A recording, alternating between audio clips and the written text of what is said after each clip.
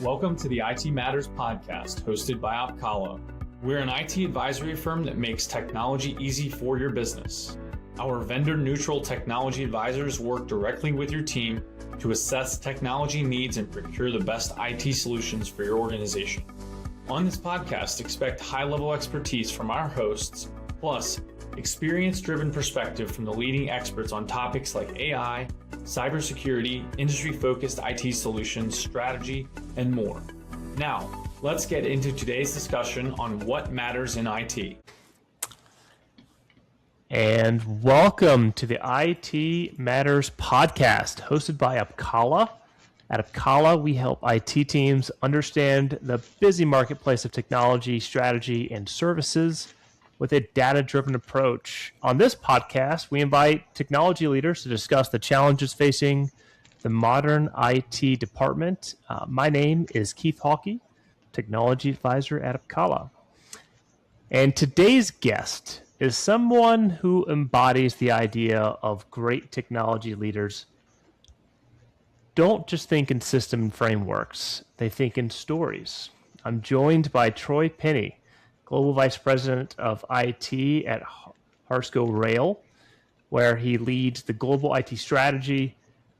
Troy also has spent his career operating at the intersection of enterprise scale, public sector transformation, and leadership development, advising senior leaders, modernizing complex organizations, and teaching the next generation of project and IT leaders.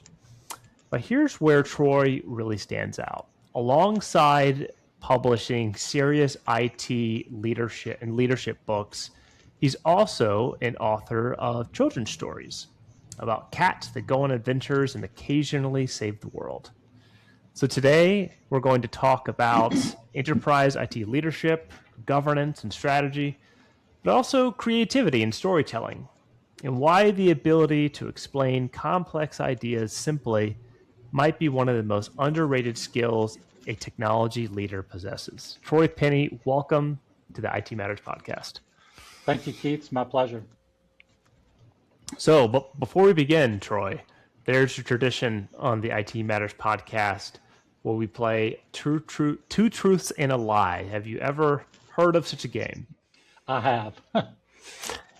And since you have a unique background and have written a couple children's books in recent years, I thought, why not do two truths and a lie around the OG children's book author, Dr. Seuss.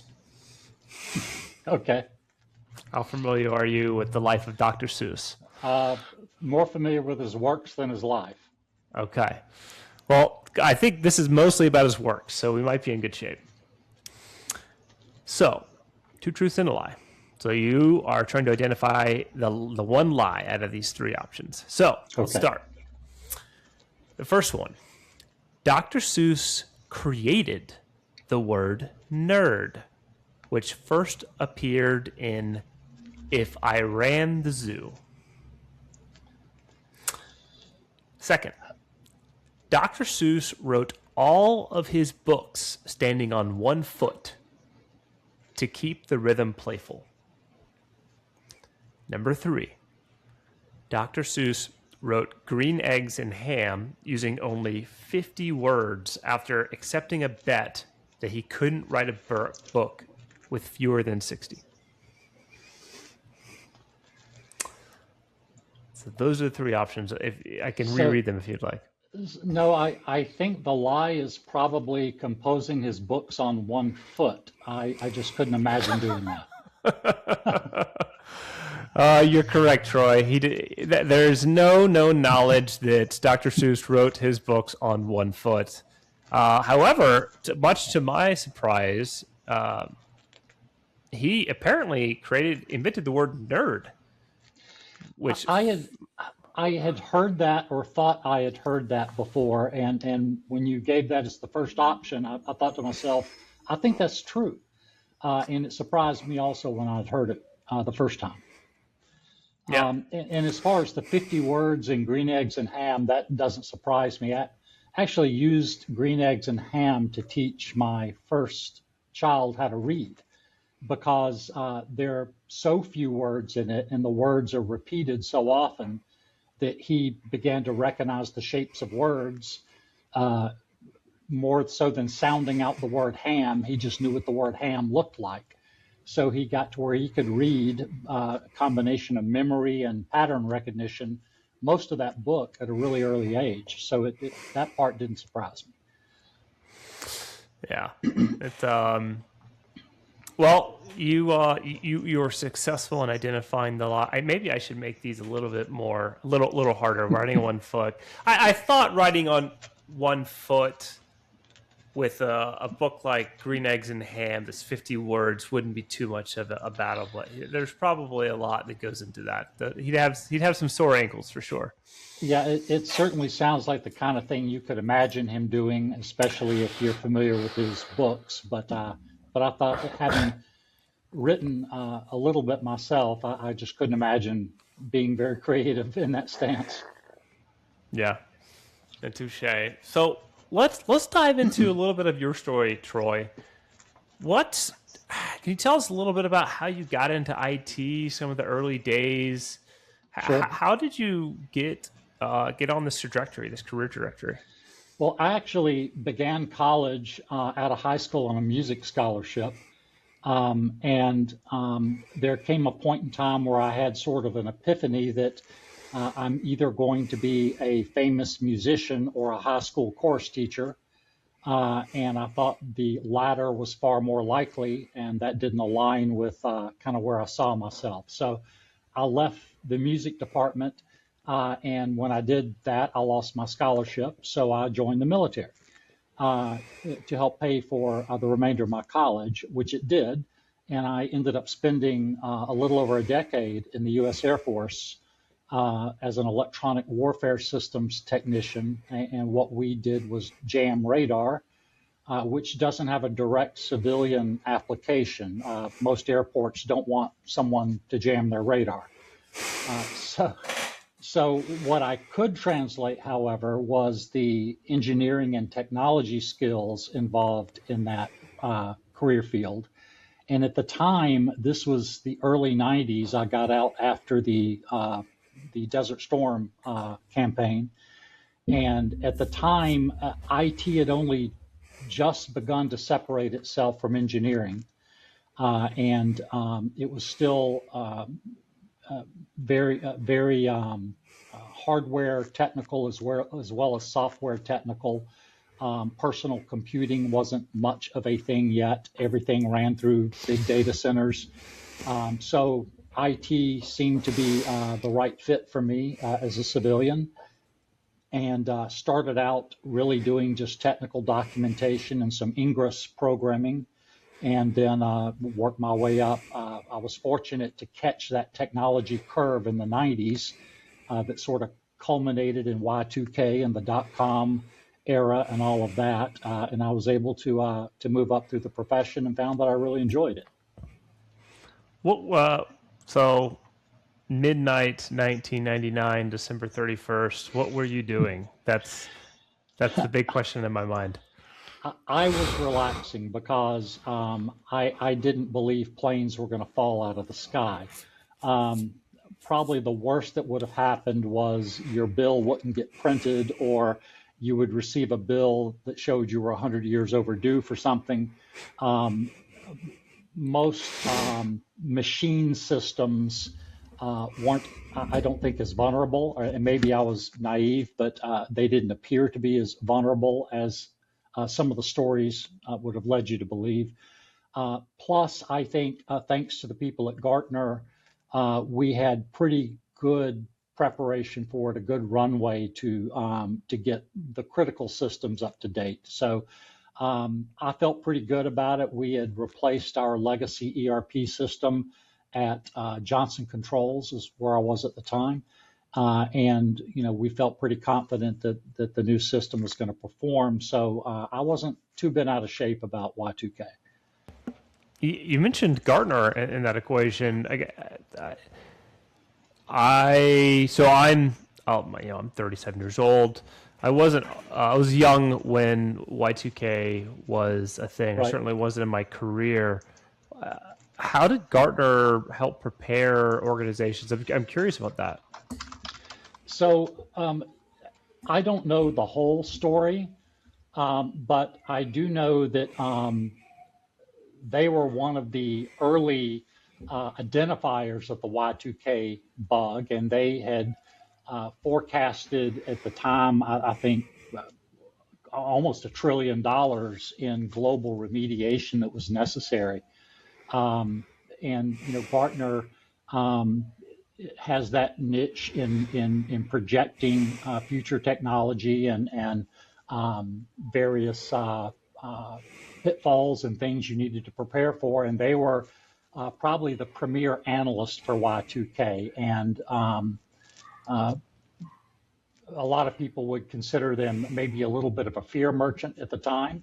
But I think, they rightly pointed out that people have been very short-sighted in how they program date fields using, a 2-integer date field. So they were probably at the forefront of advising remediation plans and contingency plans and that sort of thing. And certainly we're in a leadership role in both identifying and helping to resolve the problem. Yeah, that's a fact. How long has Gartner been around? I couldn't tell you, Keith. Probably 40 years. Yeah. I'm just guessing. Yeah. I'm most familiar with Gartner when it comes to the Magic Quadrants and how they rate vendors, as that's very near and dear to what I do during my for my day job. But going back to your career, you've been in IT leadership for a lot of your career. What experiences do you think has foundationally shaped the way that you approach IT leadership today? That's a good question, and so many of them are really woven together to make anyone who they are today. You're a sum of your experiences, but there's a couple of things that stand out, and one I think was fairly early on in my career when I was implementing an ERP system for a manufacturing organization that had several plants and a corporate office. And the corporate office, as they often do, made the decision for the plant community that they had to implement an ERP system. And until then, each of the plants sort of had their own homegrown manufacturing systems that were exquisitely tailored to exactly how they did business and, a custom-made suit, if you will. So they were naturally, I think, a little resistant to having a one-size-fits-all common core system forced upon them. And as the leader of that implementation, I found myself in the position of having to convince these stakeholders to get on board because we needed their input. Obviously, we needed to understand their requirements and needed to make sure that they were engaged in the project. And that was a little bit of an eye-opening experience. Coming from the military, if you're given a directive, it's passed down by a series of orders and people salute and obey the orders.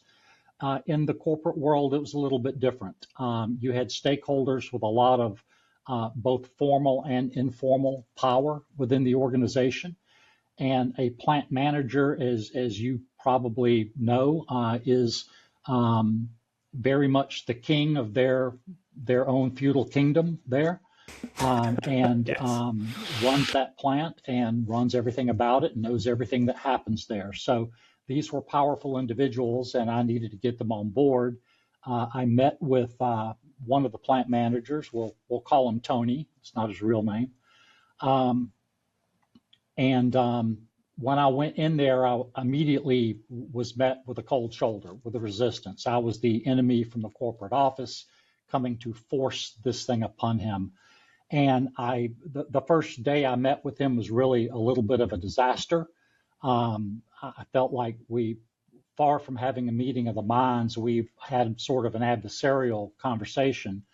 So I was there for a few days at the plant. I came back the next day with a little bit different an attitude and tried to see it through his eyes and frame it from his point of view. So the second day, I said, Tony, everything you said to me yesterday makes sense. I thought about it. I think there is a lot of risk involved with this. I need you to help me identify what these risks are and to help me go to these other plants and identify their risk so that we're making sure that that you don't have something foisted upon you that isn't going to work, and that we're protecting your key functions and your key capabilities you have. So that really turned him around, I think, knowing that I was looking at it from his perspective. And by recruiting him to help me with this, I think it changed his attitude a little bit. And he eventually sort of became the plant champion on the project. And I found more and more him sort of shifting sides a little bit to where he was becoming the ERP champion also to the plants and helping to communicate, to gather requirements, to identify risk, to come up with mitigations with all the other plant managers. He became an invaluable ally on that project. And I think what I took away from that and how that shaped me was an early learning that you have to look at IT through the eyes of the business. You can't approach it as a technologist. Maybe you can to a certain level if you're just coding from a design specification or something, but if you're going to be in leadership, you have to be a business person and you have to think like a business person, and you have to understand that the deliverables you create all have to tie back to capabilities that are important to the business, and ultimately those tie back to a strategic objective somehow. So it was, I think, a key learning I had early on, even though it was probably the hard way to learn it. You bring up a great point, Troy, in that a lot of the evolution since the early days that you started managing IT was very hardware focused, very technology focused. The further you advance your career, unlike, well, I guess there's some career paths that are like this, but it's particularly striking in technology where you really are married to the technology and you love technology, and that's why you're in the business. You are only as valuable as your relationships within the company. At some level, it's your personal relationships with being able to bridge the gap and meet such a plant manager that enabled you to accomplish your mission, enabled you to accomplish the project. I certainly think that's one of the skills that most IT leaders that are starting to get into leadership, maybe they become a manager and they're trying to become a director of IT and move up. It is one of the hardest skills to learn, especially if it goes against your personality. Because a lot of the times you think that you're getting into technology to be away from people and to be closer to computers. Right. Yeah, I've had developers work for me in the past that honestly loved what they did. They wanted to have their hands on the keyboard, locked in a room, writing code, and that's fine. I mean, that was their niche and that's what they loved doing. But I tell my people, if you ever want to be in a leadership position, there comes a point where you have to start thinking like a business person. And it doesn't mean you give up your skills necessarily, but you add skills to those. And at some point you become more of a coach and a mentor and a teacher and a translator to the business than you are a technologist. You have to be able to make that evolution. I'm sure in your career, there's been a time or two where an IT initiative has gone off the rails as well. Oh, sure. Curious, what failed first? The technology, the process, the people. What did you learn from it? What's a memorable experience of something going awry? So, when something goes off the rails like that, it seems like it's rarely the technology, and processes processes are as good as they're fit for the culture they're in. Processes really reinforce proper behavior, but proper behavior sometimes has to be adjusted. You can't always go back to a process. So in the early days of IT, we didn't have great processes, particularly for projects. I mean, our models for projects were basically the NASA model that got us to the moon, and everyone thought that was pretty good, and we followed those things as closely as we could. But NASA was a government organization with unlimited money, and once again, they had directives that vendors had to follow, et cetera. It was a little bit different in business, where your assumptions are different, and some of the decisions you make early on in a project can come back to haunt you if they're the wrong ones. I was working for a company that had a series of tugboats that went up and down the Mississippi River, towing barges, and they were headquartered in Nashville, Tennessee, and the people in Nashville needed to know where these boats were and what they were doing as close to real time as possible.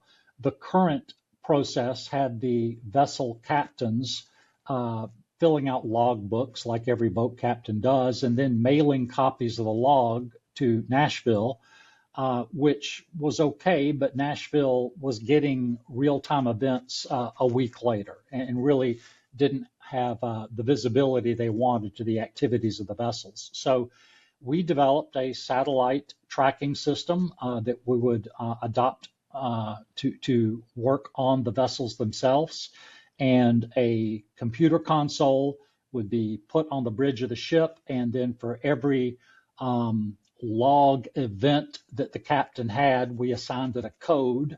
So if you got gas, you typed in 150. If you dropped off a barge, you typed in 323. There was a different code for every activity you did. Went through a lock, changed rivers, etc. And we had talked to the captains a little bit, but really never let them see the system. That we thought we were getting their input, but what we didn't get was hands-on, real-world engagement with the system. And the first boat, I remember like it was yesterday, we put the computer console on the bridge of the ship. It was about 10 o'clock at night, and we turned on the monitor. Big red, white, and blue company logo flashed up and immediately destroyed the captain's night vision. So he had to get the first mate, or whoever he was, the other guy, back from below decks to take over on the bridge while he went to a dark room and restored his night vision for some period of time. It never crossed our minds. Something like that, because it's something that we didn't deal with in our environment. So we had to go back and reprogram everything in red and black, submarine colors, so it was low light and would protect night vision, so the vessel pilot could see the river at night. So it was a little bit of a reset for us, and the lesson learned there was, we thought our stakeholders were the people in Nashville, the corporate people. They're the ones that wanted this capability. And we thought we would gather some requirements and get some knowledge from the captains of the vessels and the pilots of the vessels, but we never engaged them to the extent that we should have to really understand their jobs. And the lesson learned from that is the people who set strategy aren't the people that do the job every day. And those people matter in how a system is designed, how the system's used, what the constraints and controls in the system have to be. So you have to engage everyone. You engage them to the lowest level, because that clerk out there that no one thinks about is doing something specific that the vice president will never even consider when he gives you his requirements. So it really taught me a lot about stakeholder engagement and how inclusive that needs to be to develop a good solution for a business. That reminds me of two of the books that you've written on IT, Achieving the Nexus and Sustaining the Nexus. Do you discuss any of these stories in either of your books? That's definitely one of the more interesting IT stories that I've heard, Troy, to be honest. Yeah, well, it was a School of Hard Knocks, which I always tell people it's a great school, but the tuition's really high. That's right. So, yeah, I allude to that. I believe in the first book, that particular story. The first book, Achieving the Nexus, the word nexus just means connection or sort of a causal melting of two things. Excuse me. And what I was looking to communicate with that is that you have to achieve that connection with the business as an IT organization.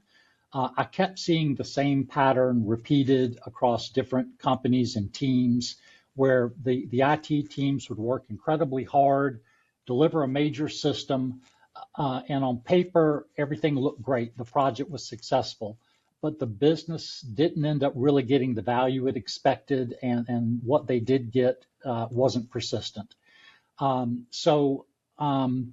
The central idea of this first book is that real success happens when the strategy, the people, the processes, and the technology all meet. And if one of those is weak, you may be able to deliver a project, but you're not going to sustain results.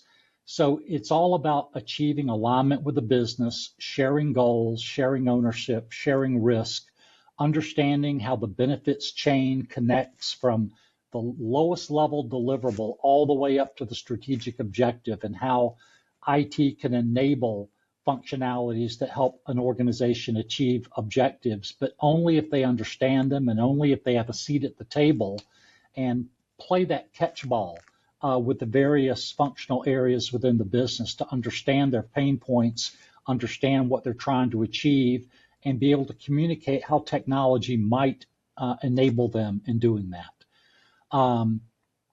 I rely heavily on a lot of Peter Drucker's ideas there that organizations that share values and behaviors and beliefs are probably more successful even than those that rely entirely on formal processes. Because again, a process is a means to an end. It's important. I mean, it trains people, it creates consistency as long as they're followed. But you can't write a process for everything. Eventually, people are going to face ambiguous situations that may be unpredictable, and they really have to understand how the business works to know when to deviate or when to turn right or left on a project. Yeah, no, that's. I think that's incredibly important. It's funny enough. It makes me think a lot about my own company, Opkalla, and how we look for technology advisors that meet a cultural fit above everything else, honestly. And when you're looking for the professionals that are going to be servicing your user base and going to be really going to war with you, Troy, I mean, you want that right mindset that Yeah. probably goes above and beyond any other process, and it is that first mode of action. Yeah, it's really all about culture, Keith. It's a culture of alignment, and it's also a culture of excellence that you want to create. And culture it's like chemistry. People talk about it, they know it when they see it, but it's so difficult to achieve it. And to me, a good culture is created when it's agnostic to who's leading it anymore. People can come and go, but the culture persists. You see it in sports organizations like the Boston Celtics or the New York Yankees that had these internal cultures that just transcended players as they came and went. The organizations were still excellent. And I think it's very similar to how you instill values in children. You can't prepare your children for every situation they'll encounter. You can't give them the right answer to every question, but what you can do is instill a core set of values in them that will enable them to make the right decision on their own, even when they're faced with a unique situation. And culture within an IT organization is all about establishing those core values of alignment with the business, of ethical practices, of collaboration, just a set of things that become institutionalized. And speaking of culture, I'd love to hear more about the culture of these adventure cats that are saving the day when they feel like it. I never saw myself as a children's book writer. And honestly, it was kind of accidental. I used to make up stories about our cats and tell the grandchildren stories about all these crazy adventures they would go on. And it's sort of almost the same thing as we were talking about before, because these are two ordinary cats. They're brothers. They talk in the books, so they're a little anthropomorphic, I guess. But they have been given a set of sound values in their home about courage and curiosity and loyalty and leadership and doing the right thing even when it's hard to do it. And as they're thrown into this world of pirate ships and ghost ships and evil wizards and everything else they encounter, it's probably a cross between Indiana Jones and Johnny Quest, maybe, what they encounter. They run into some crazy situations for two ordinary house cats, but again, they rely on their values. They always come back to what's the right thing to do. They always trust each other. They always work together. And the culture and values they have usually end up having them make the right choice to get out of situations. So I'm not trying to be heavy-handed or lecture children, but I want them to accidentally learn things not only about values and culture, but also a little bit about geography and some myths and legends and things like that I try to weave into the stories. Everything in the stories has a basis, at least in myth. I didn't make up any of the places they go or situations they run into. They all have a basis somewhere. So I'm hoping that they can read a good story and be entertained by it, but accidentally learn something along the way. Yeah, and there's 3 books today. Is there 3 or 2? There are 3. They're waiting on getting the illustrations finalized. As I was writing the books, I was kind of drawing my own pictures, and then later, towards the end of the last book, I experimented with using some AI image generation. Wasn't really happy with the results, so I had to hire an illustrator, and she is working on completing the illustrations for the books. I'll probably release all 3 of them at the same time once the illustrations are complete, probably later this year. Well, we'll make sure to update the show notes on this podcast to link that endeavor, Troy. And we're coming up on time. I really appreciate the time you spent with us this afternoon, and with the incredible storytelling and filing out with your other passion with writing for the younger generation. Is there anything you'd like to leave with? Is there a message that you think that would differentiate the successful technology leaders from the rest? We have a younger audience listening sometime. Well, a lot of what I said, I think, helps to differentiate successful leaders. I think culture, values, people, business alignment, all those things are critical. But if I had to think of one thing that's often overlooked, I think it's understanding what your North Star is. Understand what is guiding your business. If someone asks you, why are you in business? The answer you'll hear most often is to make money, to create shareholder value, all those kinds of things. But maybe I'm off in left field here, but I've always kind of considered those things necessary byproducts of what you're really doing. Think about it. Why does a hospital exist? They want to make money, but they really exist to provide good care for patients, and improve the quality of life for people that need doctors. Why does Harsco Rail exist? Well, we're here to provide safe, reliable, environmentally sensitive infrastructure that supports transportation of people and products all over the world. If you look at that as the reason for your existence, that means something. That's more than just hitting a revenue number. It motivates people, I think, the way a profit target never will.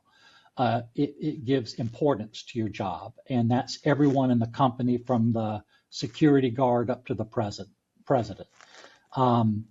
So I would say that understanding your North Star, and even if you're not in business, if you're in business for yourself, if you're retired, if you're still looking for the right job, what is your personal North Star? What is the reason you're doing what you're doing? Is it to have a family? Is it to improve yourself? Is it to reach a certain freedom in life? So whatever that North Star is, always keep it in mind and always keep centered on it, and let that be your guide. Let that be your measuring stick for everything you're doing. It's incredibly well said, Troy. Again, really appreciate your time. Encourage everyone listening to find your North Star, and we will see you next time on the IT Matters podcast. Thank you, Keith. Thank you for listening, and we appreciate you tuning into the IT Matters podcast. For support assessing your technology needs, book a call with one of our technology advisors at opkalla.com. That's opkalla.com. If you found this episode helpful, please share the podcast with someone who would get value from it and leave us a review on Apple Podcasts or on Spotify. Thank you for listening and have a great day.